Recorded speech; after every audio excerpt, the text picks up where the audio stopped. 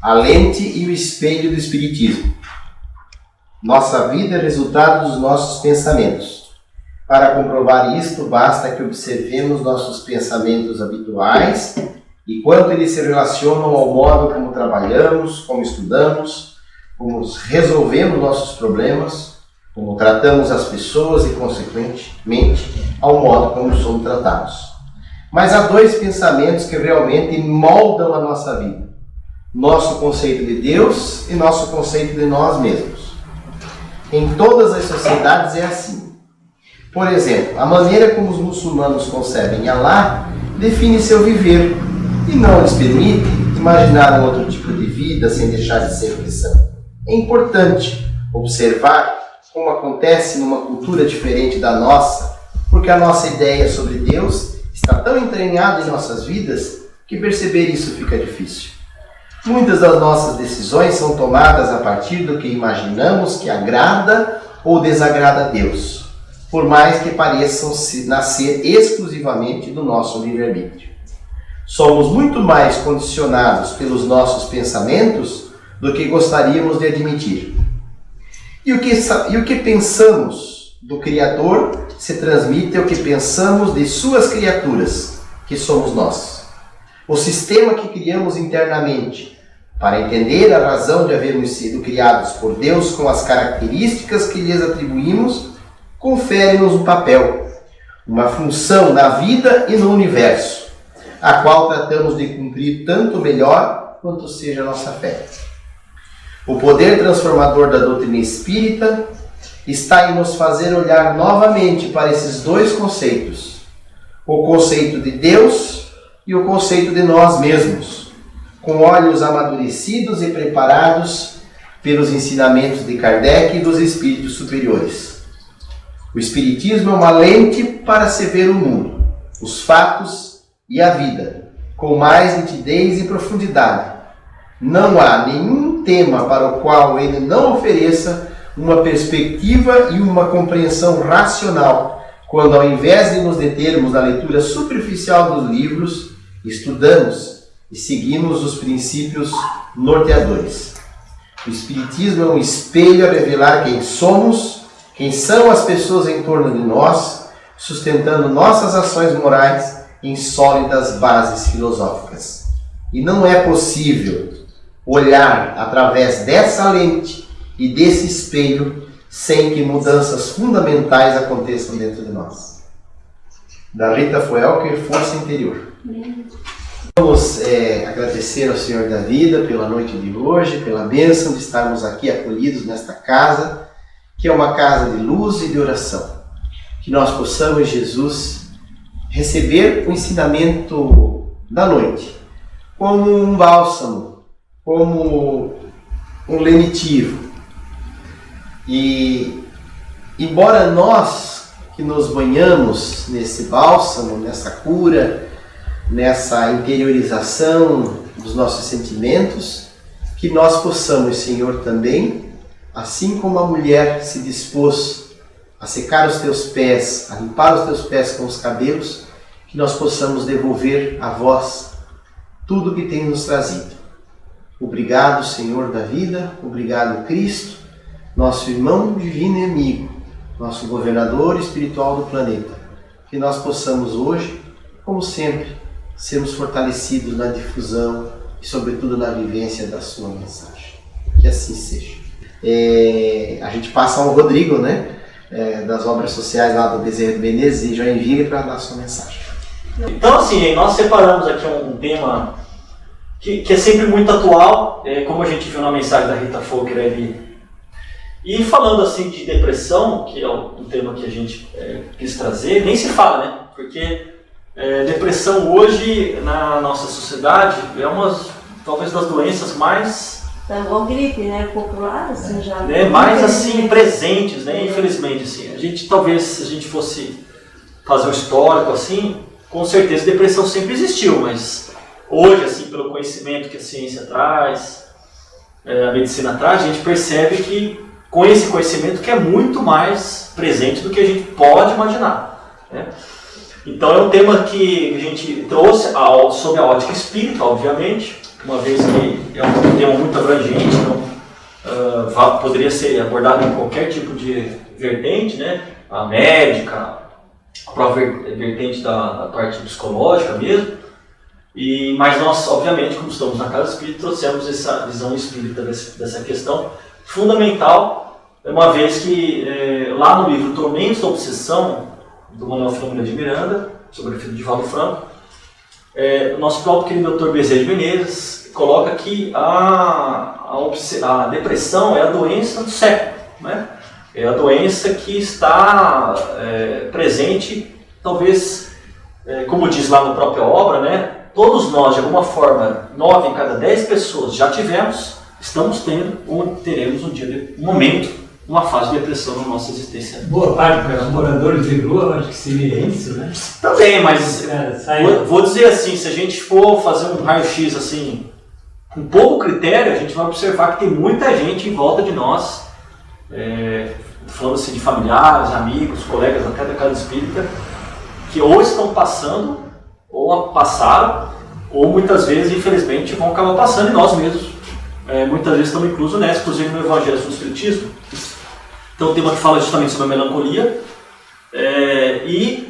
lá é colocado, né, o Espírito menciona lá justamente que o fato da gente às vezes sentir alguns momentos melancólicos, lógico que não é depressão, mas pode virar uma depressão, se não passar, né? Mas esses momentos de melancolia que acontecem na nossa encarnação são absolutamente naturais.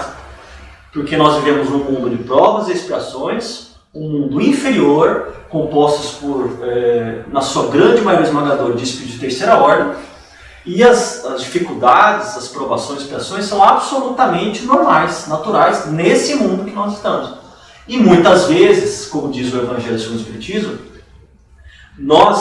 o espírito aqui encarnado, ele ressente em termos de saudade daquela situação do mundo espiritual antes da encarnação, que obviamente é bem melhor do que aqui. E essa saudade, vamos dizer assim, inconsciente, traz uma espécie de tristeza. E o Evangelho coloca que isso acontece, mas coloca também a advertência de que nós devemos combater firmemente para que isso não perdure, porque se perdurar, nós vamos ver aqui, se torna uma doença, se torna patológico, e aí pode gerar uma série de consequências funestas para nós. Muito bem, então vamos entender o que é a questão da depressão, né? Então, tem um livro, uma referência muito bacana do Dr. Isaías Claro. Conhecem o Isaías Claro? Já viram palestra dele? Sim. O Isaías Claro, ele mora na cidade de Oswaldo Cruz. A cidade é pequenininha, igual aqui, né? Pertinho de Ribeirão Preto, interior de São Paulo. E ele se especializou nesse tema sobre depressão, melancolia, tristeza. Ele tem várias obras. É muito bom. Ele é um cara muito bacana, um palestrante muito bom. E escritor de livros. Então ele tem um livro que é uma referência, que a gente sempre... É bacana que o livro dele tem bastante referências espíritas, então tem coisas, obviamente, pensamento de cunho próprio, mas tem muitas referências doutrinárias ali.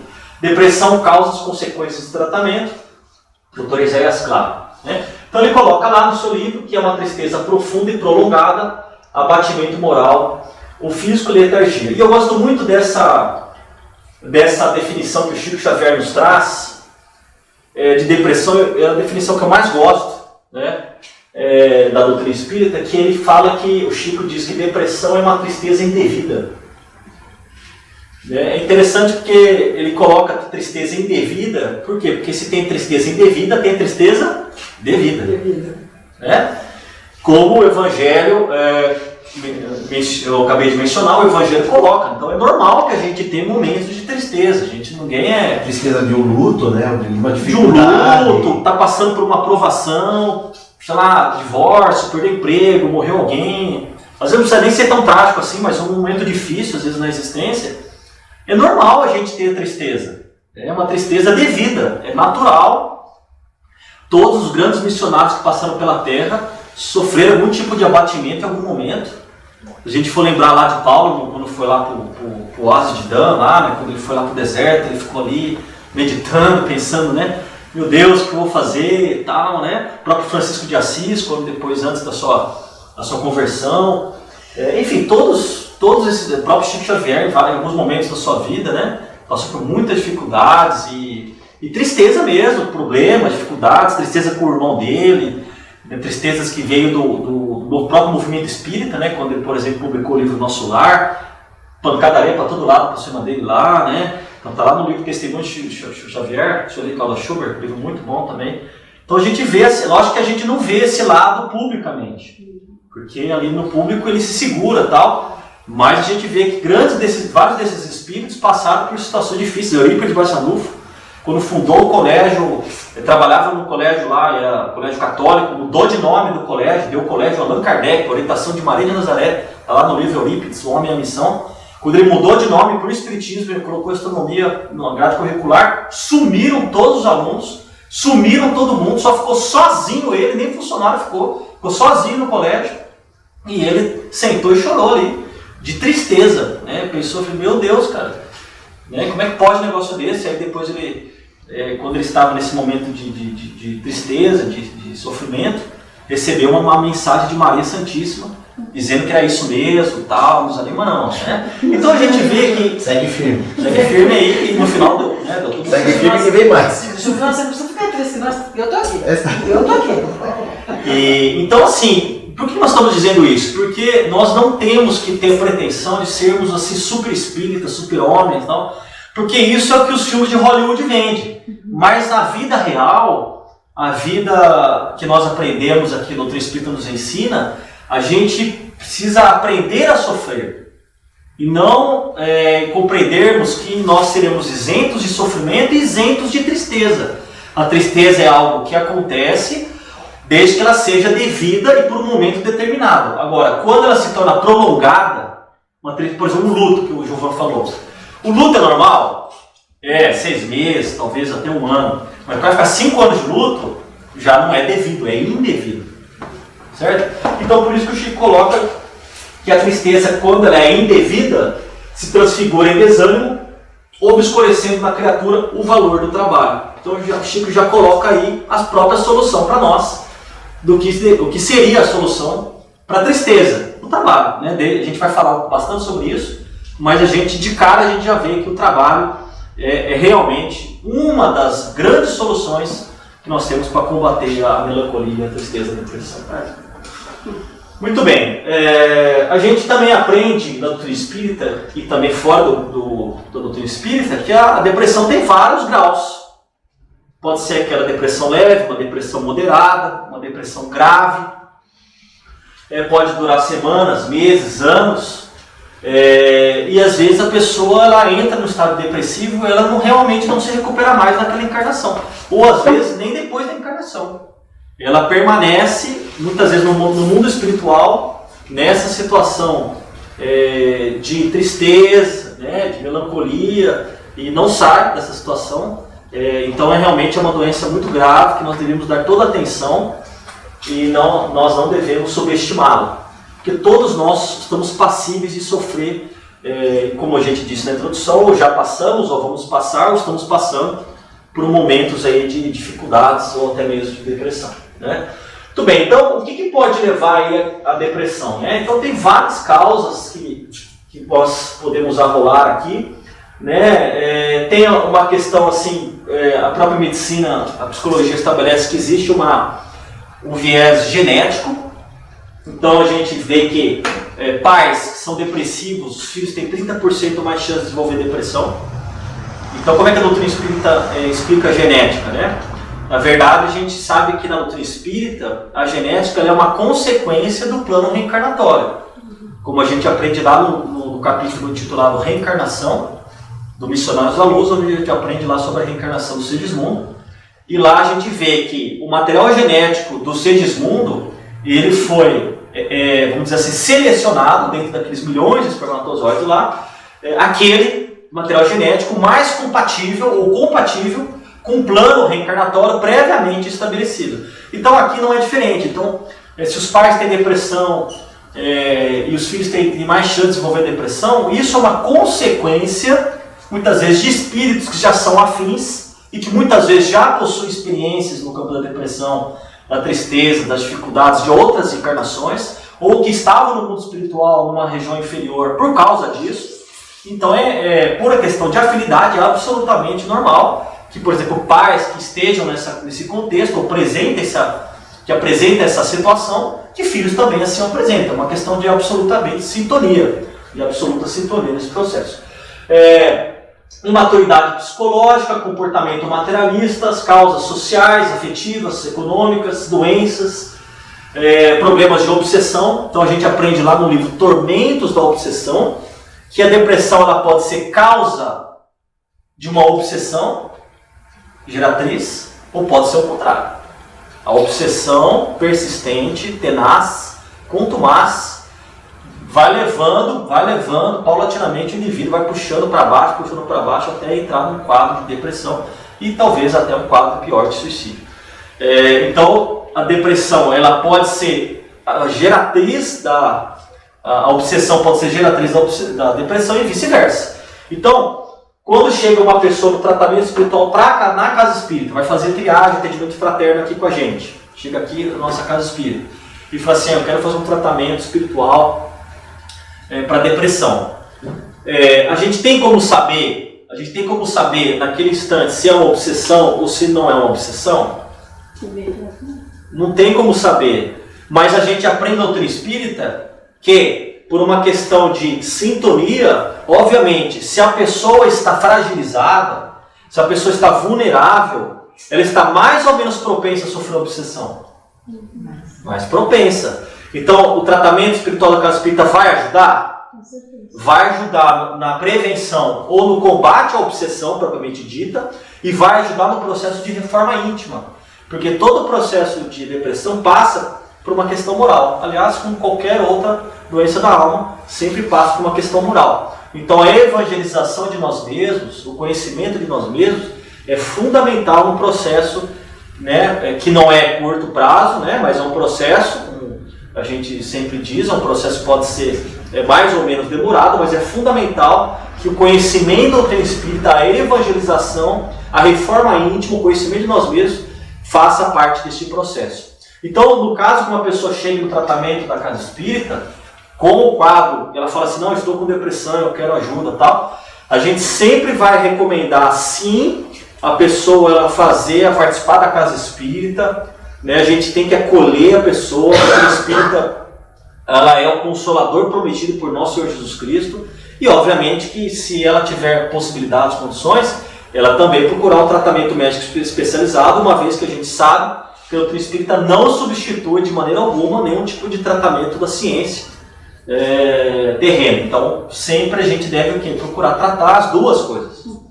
A parte orgânica, fisiológica, inclusive mental, né, psicológica. Vamos cuidar, né, dessa parte da medicina. Claro, está aí para isso, né? Está aí para isso, né? Senão Deus não teria assim o permitido, perfeito? E também, obviamente, também fazer a parte espiritual. Por quê? Porque muitas vezes a medicina terrena não vai conseguir atuar em cima das questões espirituais, inclusive a própria obsessão. Segundo Allan Kardec, capítulo 3, sobre os médios, o maior obstáculo que existe para o exercício da mediunidade é a obsessão, né? Então a obsessão é um assunto que merece sim a atenção da casa espírita e sempre, então, no caso da depressão, nós devemos sempre procurar, né, trabalhar as duas questões. Orientar sempre que possível o tratamento médico especializado, não vai ser nós que nos vamos fazer, mas nós vamos fazer a nossa parte, que é a parte espírita, a parte do tratamento espiritual.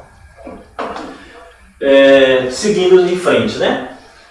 Então vamos ver algumas causas aí da depressão.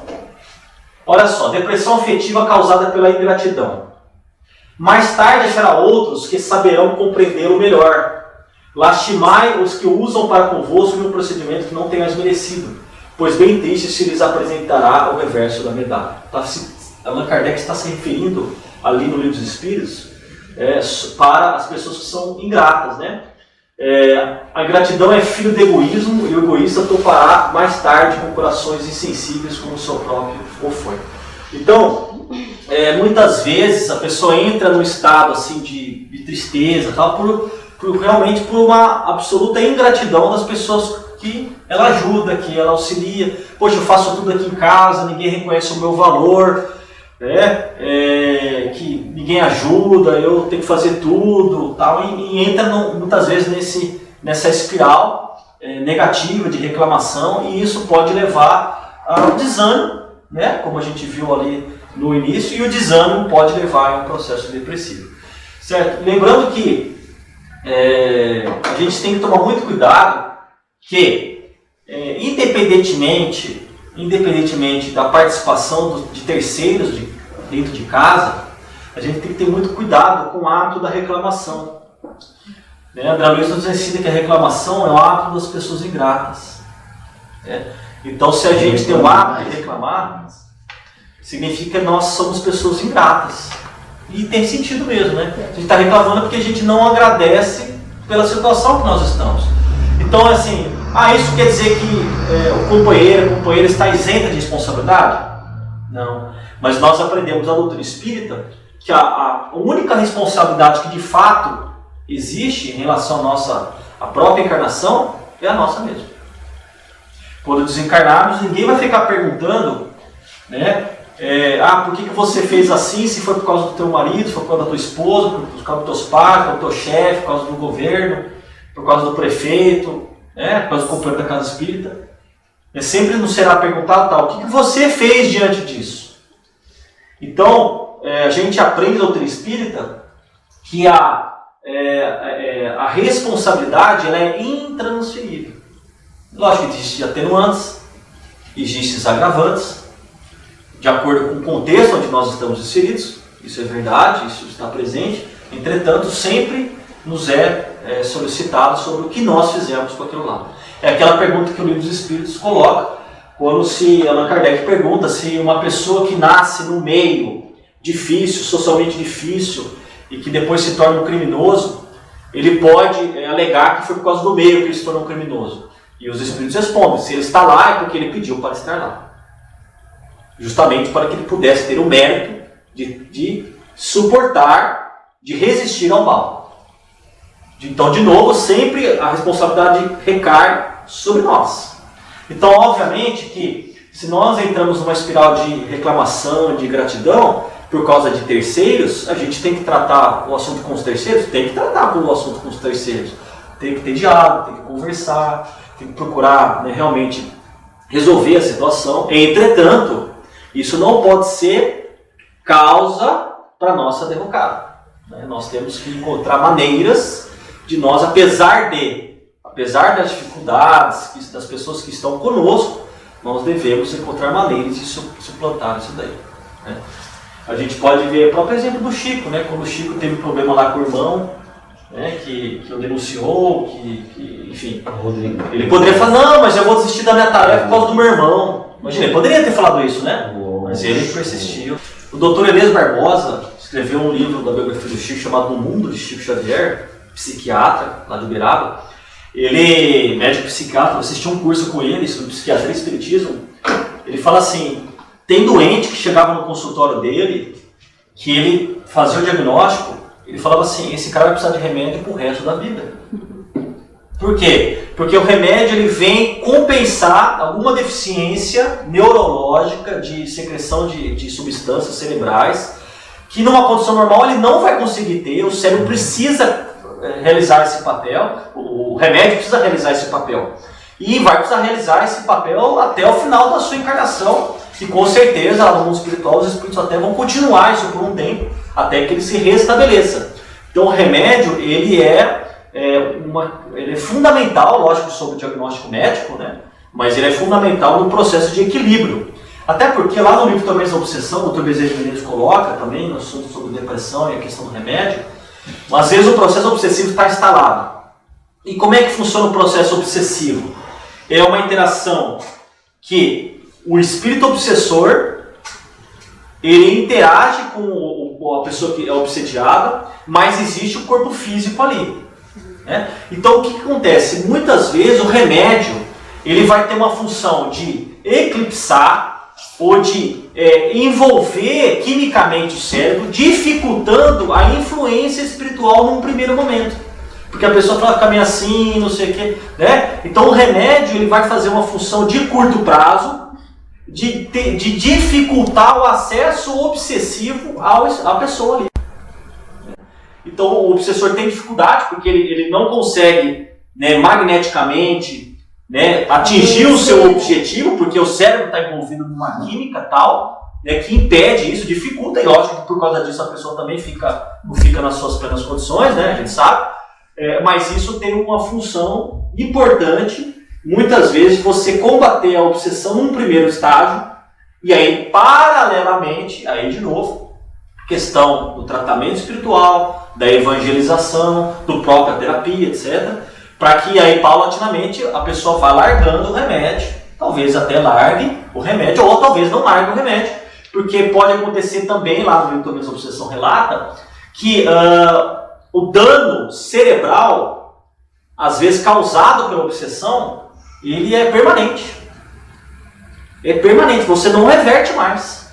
Como acontece com casos de loucura, por exemplo. Você não tem como voltar, não tem mais como você voltar atrás. E como é que faz? Você precisa compensar isso de alguma forma. Aí compensa quimicamente, né?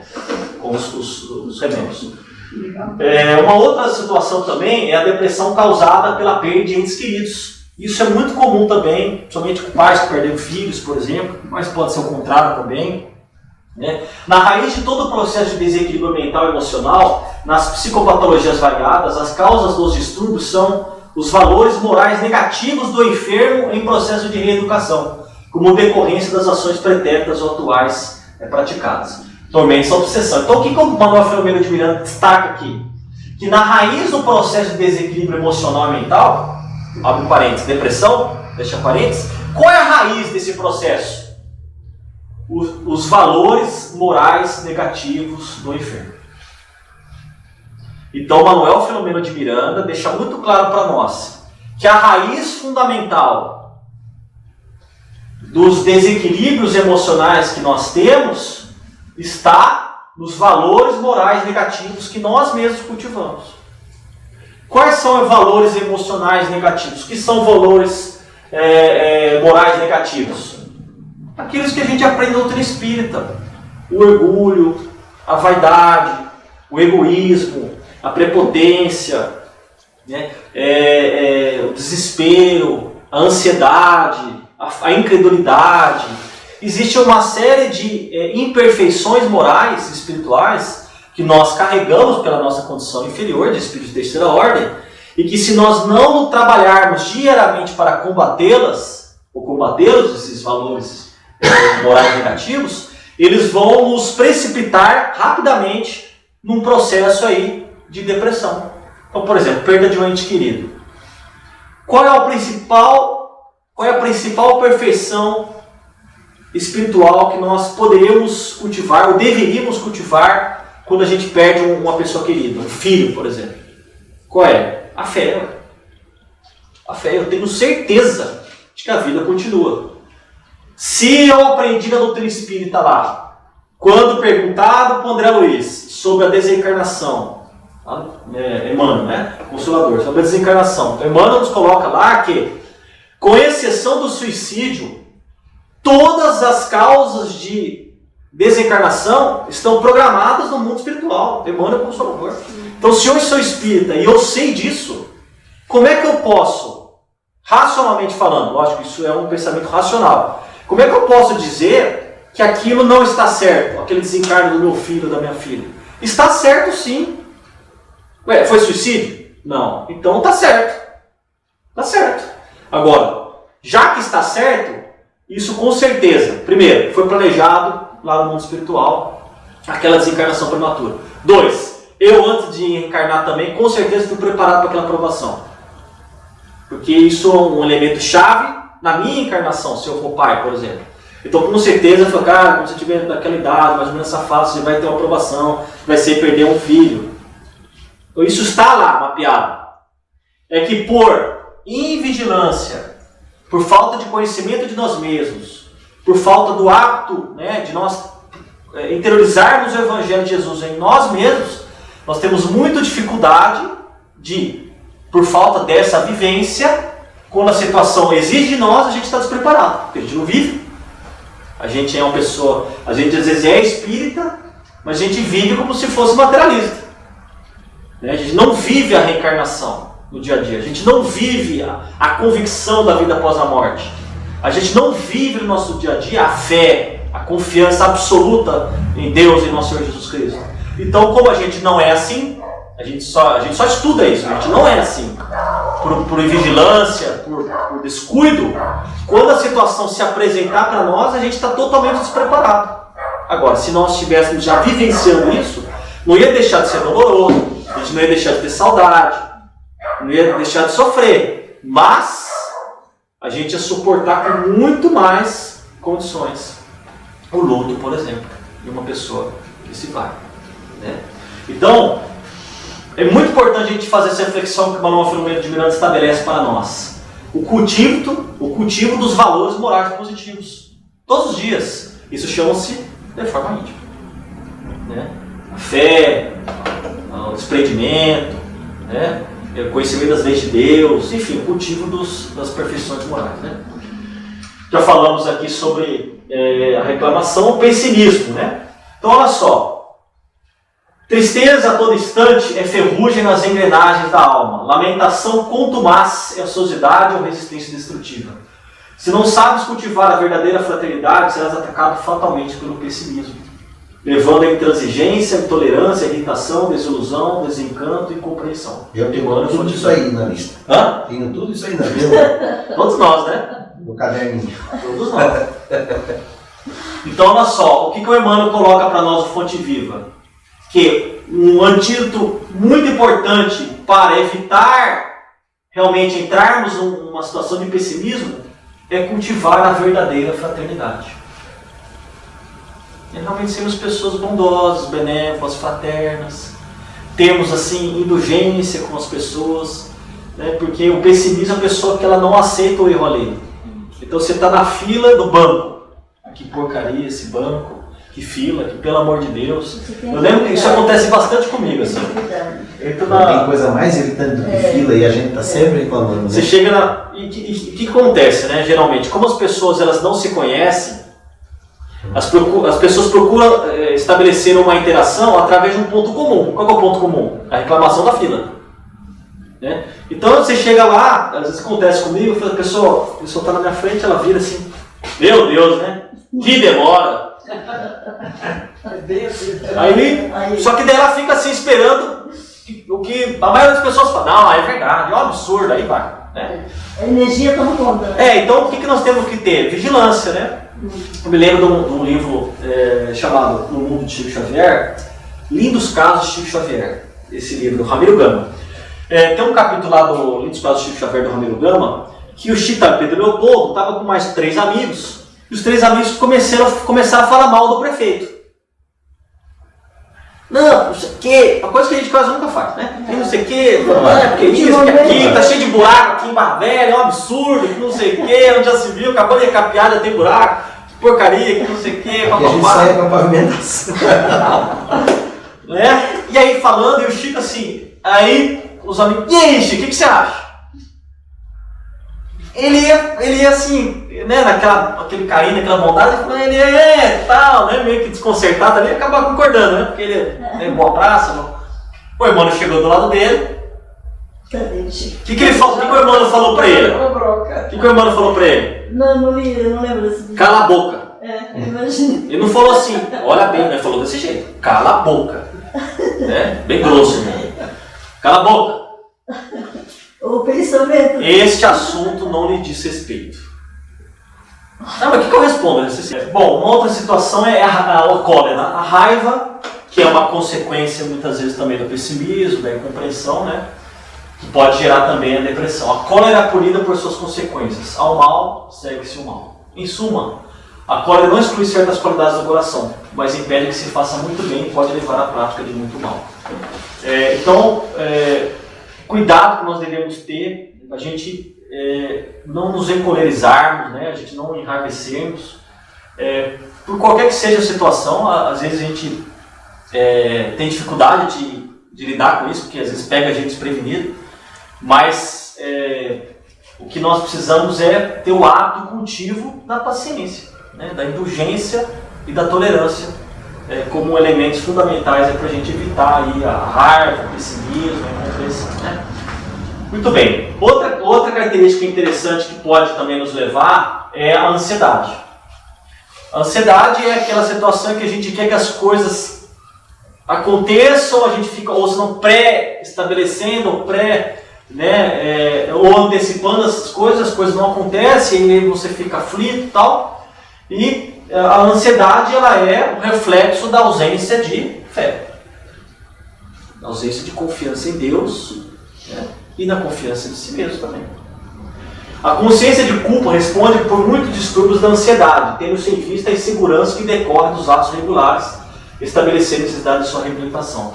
Então, muitas vezes, como nós somos espíritos devedores, dentro da lei divina, aí, das várias encarnações, o que acontece? A gente reencarna já devendo $1 milhão no banco. Isso é triste. Não é? E isso, de alguma forma, está inconscientemente dentro de nós. Então é aquela sensação que a gente tem constantemente de que por mais que a gente faça, nós estamos sempre no negativo, o que é uma grande verdade.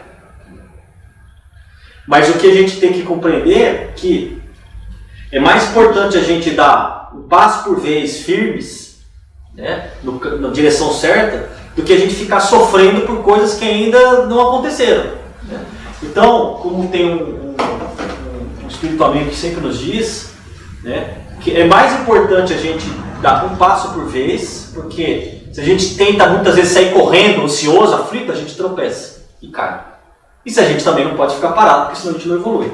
Então a gente tem que dar um passo por vez na direção certa. É o que Jesus nos ensina quando ele fala que nós devemos, aquele que se engaja no serviço do bem, não tem tempo para conjunturas, e aquele que pretende seguir a boa nova já não pode mais olhar para trás. Quando Jesus fala que a gente tem que pegar na charrua e não olhar para trás, Jesus está dizendo que a gente tem que pegar a charrua, pegar lá, né, a nossa tarefa, a nossa encarnação e caminharmos resolutos. Né? Talvez a gente não vai caminhar 1000 por hora. A gente vai caminhar num ritmo que é o nosso ritmo, mas sempre resilientes, firmes, né, na direção certa. Se a gente entra numa situação de ansiedade, de aflição, como as coisas não vão acontecer do jeito que a gente quer e na velocidade que a gente quer, qual que é a consequência disso? A frustração, a decepção. E quantos companheiros espíritas, né, muitas vezes não participam da casa espírita ou saíram da casa espírita porque as coisas não são do jeito que o cara é, do que o cara quer. Não, eu acho que tem que ser assim, Gilvan. Cara, mas não dá, não sei o que. Ah, então eu não vou participar da casa espírita. Não faz nada. Né? Então ele prefere não fazer nada, ficar parado, do que caminhar um passo por vez, que talvez não é na velocidade que ele gostaria, mas vamos junto, né? Vamos caminhar naquela velocidade lá. Né? E a gente entra no assunto obsessão, que é o nosso último assunto aqui, né? Mundo este que é de intercâmbio mental, vive o pulsante, cada ser sintoniza com outro equivalente, prevalecendo por enquanto os teores mais pesados de vibrações negativas que perturbam gravemente a economia psíquica, social e moral dos homens que nele habitam. Então esse livro aqui, não sei se vocês já leram, mas eu recomendo, fantástico, nas Fronteiras da Loucura, fala do carnaval e tal, né? E realmente é um livro muito bacana. Então, o que acontece, né? Quando a gente entra no estado de tristeza, de pessimismo, de reclamação, de raiva, enfim, qualquer que seja o estado alterado que nós estamos, nós automaticamente nos sintonizamos com espíritos afins. Isso não é necessariamente uma obsessão logo de cara, mas pode virar. Porque a obsessão, segundo o livro dos médiuns, é uma ação persistente que o espírito mal estabelece em nós. Então tem que ser uma ação persistente. Não pode dizer, deu 2 minutos lá, o obsessor chega. Não é uma obsessão ainda, mas pode se virar. Né? Porque você abriu uma brecha. Então, o que é fundamental para nós? Nós compreendermos que não é que a gente tem que ser super-homens, pessoas absolutamente isentas de emoções. Não, mas eu não posso ficar ter raiva, eu não posso ter tristeza, não posso dar uma reclamadinha. O que a gente tem que tomar cuidado é que isso não pode se tornar um hábito em nossas vidas. Porque da mesma maneira, quando o episódio surge, a gente sintoniza com o espírito afim, se o episódio se repete, eu estou repetidamente sintonizando com os espíritos inferiores. E isso chama-se obsessão. Aí sim, estabelecido uma obsessão. Né? E aí isso pode nos trazer grandes dificuldades, né, em vários aspectos da nossa vida. Porque a obsessão, obviamente, ela não fica restrita à casa espírita. Né? Ela procura envolver assim, os pontos fracos que nós temos. Então, se nós temos um ponto fraco em casa, um parente, o esposo, a esposa, o filho, os pais, né? Se é no trabalho profissional, se é questão financeira, se é organismo físico, onde for nossa dificuldade, nosso calcanhar de Aquiles, é ali que a obsessão estará estabelecida. Então, por isso que é preciso que haja, né, uma vigilância indormida, como nos recomenda Jesus, para que a gente possa, assim que as situações forem acontecendo, elas são naturais, nós somos espíritos inferiores, mas nós temos que ter a tranquilidade de compreendermos que isso deve ser passageiro. Né? Teve um episódio de raiva, teve um episódio de tristeza, tivemos um episódio, uma situação lá chata, uma melancolia, uma reclamação, né? Ok, a gente não pode entrar numa espiral de culpa, porque a culpa é a ligação direta com a obsessão, é a culpa. Né? Inclusive os casos lá no livro, lá, por exemplo, lá, que fala da libertação, os casos de licantropia, que a gente aprende lá em André Luiz, como é que o obsessor fazia para transformar aquela mulher no mundo espiritual numa loba, ou seja, num formato de espelho espiritual de lobo. A culpa. Porque ela tinha sido uma má mãe, ela carregava isso, por mais que ela não explicitasse, carregava isso no consciente dela, e o obsessor, utilizando o seu magnetismo, falando: você é uma loba, você é uma loba, você é uma loba, e ela se transformou numa loba. Né? Mas é a culpa, é a culpa. Então, o problema não está... naquela situação. Condicionou. O problema não é a gente errar, é ruim errar, mas o problema principal é errar e a gente entrar numa espiral de culpa. E a culpa advém porque somos espíritos orgulhosos. Porque se a gente fosse um espírito minimamente humilde, minimamente, a gente fala assim: não, é lógico que eu errei. Eu sou espírito inferior. Quantas e quantas pessoas não chegam no tratamento espiritual da triagem, na casa espírita, lá na nossa casa, e falam assim: eu vim aqui porque eu tive pensamentos equivocados com outro homem, né, e eu sou casada. E eu me considero um monstro, eu acho isso, eu acho aquilo, eu me considero suja, não sei o que, tal, né, se culpando, se depressando. Eu falo assim: calma aí, peraí. Por que você está estranho nisso aqui? Você é um espírito inferior, de terceira ordem, você está na classe dos piores espíritos que existem no universo, igual a mim aqui. Igual a todo mundo que está aqui nessa casa espírita e todo mundo que está nesse planeta. Por que você está se culpando dessa forma? Ou seja, né, Rodrigo, não você dá não o mal moral uma dimensão maior do que ele tem.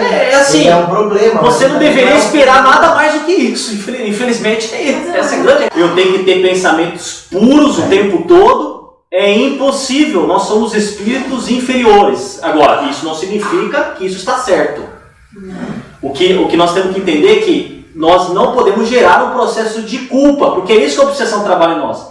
Giovana, acredito que você fez isso, hein, cara? Cara, se eu fosse você, cara, realmente é lamentável, né? É lamentável que você tenha. Então, assim, aí, nossa, como é que eu fiz isso? Como é que eu pude ter cometido aquilo lá e tal? E entra aquela espiral de culpa, e a culpa é o canal mais próximo à obsessão. Então, qual que é a postura correta? A gente compreender que no nosso real patamar que nós nos encontramos, porque esse é o primeiro passo. Compreensão, entendimento. Já que eu estou assim, o que eu posso fazer para melhorar? Né? Então, é diferente. Né? A gente tem que entender onde nós realmente estamos, nos encontramos. E quando a gente entende, o que acontece? Agora eu já tenho o diagnóstico. Então, o que eu tenho que fazer? No caso, tenho que trabalhar urgentemente na minha reforma íntima. Sem culpa. Mas trabalhar com... Então, o que o Espiritismo pode trazer para nós? Né? O entendimento. O Espiritismo nos traz entendimento de quem nós somos, espíritos eternos, que temos uma trajetória, né? Infelizmente uma trajetória não tão bonita assim, certo? Então a gente tem que entender isso. E quando a gente entende isso, a gente trabalha, né? Vamos trabalhar para melhorar. Isso que é o lado bom. De onde nós viemos, onde nós estamos e para onde nós devemos ir, né? Então, o Espiritismo é, acima de tudo, o processo libertador das consciências, a fim de que a visão do homem alcance horizontes mais altos. A gente tem que entender, uma vez que o patamar que nós estamos, que é o patamar lá embaixo, aonde que eu quero chegar? E trabalhar ardentemente, né? Arduamente para chegarmos lá. Né? Então, vamos para a parte final aqui. A gente queria destacar aqui o aspecto completo do tratamento da depressão. Né? Então entendemos que a casa espírita é um dos elementos importantes do tratamento da depressão, sim. Nós não devemos apenas considerar a terapia, que é importante, mas a casa espírita também. Compreendemos que o Evangelho de nosso Senhor Jesus Cristo, ali está o repositório, né, de perfeições morais, espirituais e de conduta, que é exemplo para nós. Então, devemos estar continuamente estudando o Evangelho de Jesus, fazendo culto do Evangelho no lar, refletindo sobre isso, né, como profilaxia para a depressão. O cultivo da obediência e da resignação. Né? Obediência é uma coisa que a gente cultiva muito pouco hoje em dia. Né? Então, uma frase muito sábia que diz: aquele que obedece erra menos. Né? Quem obedece erra menos. Então, qual a diferença da obediência, né, e da resignação? Obediência ao consentimento da razão. Resignação, consentimento do coração. Né? Então, aquilo que eu falei da pessoa aceitar que ela tem dificuldade é resignação. É o consentimento do coração. Eu aceito, eu concordo, eu sou assim. Eu sou ruim mesmo. Eu sou ruim mesmo. E precisa trabalhar isso? Não é assim, tanto faz, não é tanto faz. Não, mas é assim, eu sei que eu sou assim. Né? Então, isso é a virtude da resignação. Né? Eu entendo que é assim o processo e que eu devo, por conta disso, trabalhar. Né? Mas não entrar naquele espiral. A gente vê a importância do trabalho como uma profilaxia importante no combate à depressão. Então, trabalharmos, ocuparmos a mente, ocuparmos as mãos. Por isso que André Luiz recomenda lá no Conduto Espírita que o espírita, uma vez por semana, deve se dedicar aos menos favorecidos. Né? Então, como um elemento, está sempre trabalhando, sempre ocupando. O cultivo da paciência, né, que é para combater a ansiedade. Então, a paciência, entendemos que tudo tem o seu tempo, e é o tempo de Deus. Algumas vezes as coisas elas têm o tempo de Deus, não é o nosso tempo. Né? O importante é a gente estar sempre na direção certa. Às vezes as coisas não vão acontecer naquele exato momento que a gente quer, mas que elas vão, se estiver seguindo realmente as orientações do Evangelho, as coisas vão dar certo. Talvez não vai dar certo agora, mas elas vão com certeza dar certo. Né? E é o cultivo da misericórdia e a urgência com os nossos irmãos. Né? Para que a gente não entre no processo de raiva, de reclamação, ter indulgência, compreensão das faltas alheias e cuidar mais da nossa vida, né? Porque a gente fica muito preocupado com a vida dos outros, que os outros fazem isso, deixa de fazer, e na verdade a gente perde o foco daquilo que é o principal, que somos nós mesmos, né? A gente cuidar mais da nossa vida, cuidar mais do que eu posso fazer para ser um bom marido, um bom pai, um bom filho, um bom profissional, um bom espírita. Né? Se a gente precisa se preocupar com isso, dificilmente vai sobrar tempo para ficar pensando no prefeito, no governador, no presidente, no vizinho, no chefe, no subordinado, não sei o que, não sei o que lá, na vida dos outros. E aí a gente vai realmente conseguir avançar mais rapidamente. E nós agradecemos aí a oportunidade que os irmãos aqui da casa nos concederam de falarmos desse importantíssimo assunto, né, que é essa questão de nós devemos ter uma constante vigilância aí, porque, né, todos nós aí estamos, né, passíveis aí de passar por uma situação difícil. Tá? Então a gente tem que estudar bastante, refletir bastante, para que a gente possa minimizar, né, os episódios que possam acontecer conosco ou com os companheiros em torno de nós. Ok? Muito bom. Muito obrigado pela oportunidade. Obrigado a você. Então vamos fazer a nossa prece. Agradecemos ao irmão pela mensagem muito boa, uma orientação, uma reflexão que devemos ter para conosco mesmo e para aqueles que porventura chegaram até nós, para termos uma palavra certa de consolo e de orientação. Mestre amado, que bom estar aqui, neste conforto, nesse abraço que recebemos das energias emanadas dos espíritos amigos que aqui trabalham e que trabalham com certeza em nós para que possamos fazer a nossa reforma íntima e estarmos mais conscientes e perguntar para nós mesmos quem eu sou, que sou eu? O que vim fazer neste mundo? Com certeza não foi só para gerar uma família, devo ter algo a mais. Vamos fazer essa pergunta e poder contribuir no máximo com Jesus nesse caminhar, expandindo a nossa consciência, porque precisamos nos curar primeiro e temos condições de também orientar o amor que chega até nós. Amado Mestre, muito obrigado pelo dia de hoje. Mais um dia de vida, dia de aprendizado. Muito obrigado. Oremos para que a Mãe Santíssima, nesse momento, vele por nós, ore por nossas almas, cura as feridas do corpo, Mãe, que muitas vezes, vigilante, através de ansiedade, maltratamos o nosso corpo, com grandes chagas de feridas. Cura, Mãe. Precisamos estar forte de corpo e alma. Que as vossas bênçãos nesse momento se espalhem em nosso corpo como pétalas de rosas.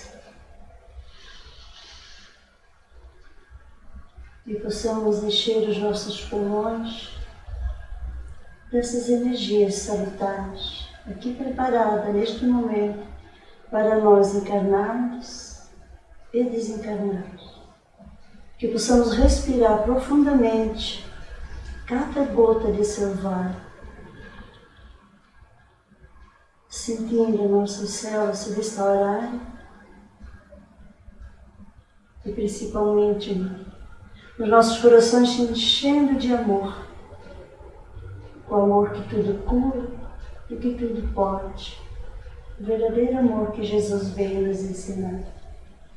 Que os nossos corações batem com amor, em sintonia vibracional com o universo.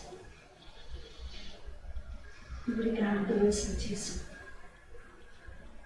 Muito obrigada por estar presente em cada prece proferida em teu nome. Muito obrigada. Obrigada aos Espíritos amigos que nesse momento fizeram paz em cada um de nós. Muito obrigada. Que retornemos aos nossos lares, com os nossos corações leves, com os perfumes do amor. Muito obrigada. Que assim seja.